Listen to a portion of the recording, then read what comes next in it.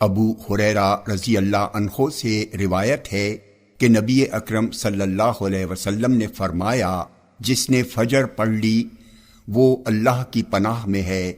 پھر اس بات کا خیال رکھو کہ اللہ تعالیٰ تمہارے درپے نہ ہو جائے اس کی پناہ توڑنے کی وجہ سے۔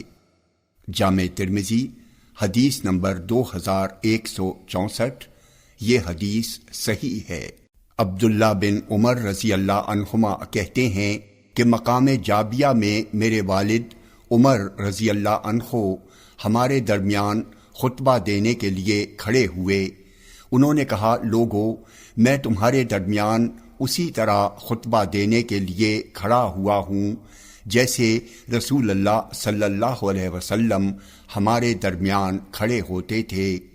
آپ صلی اللہ علیہ وسلم نے فرمایا، میں تمہیں اپنے صحابہ کی پیروی کی وصیت کرتا ہوں، پھر ان کے بعد آنے والوں یعنی تابعین کی، پھر ان کے بعد آنے والوں یعنی تبع تابعین کی۔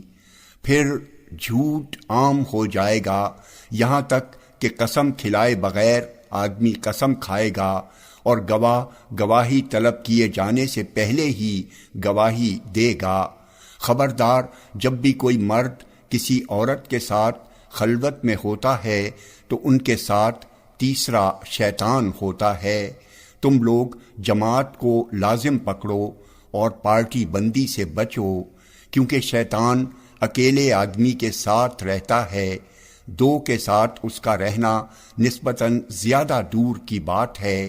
جو شخص جنت کے درمیانی حصے میں جانا چاہتا ہو وہ جماعت سے لازمی طور پر جڑا رہے، اور جسے اپنی نیکی سے خوشی ملے اور گناہ سے غم لاحق ہو، حقیقت میں وہی مومن ہے۔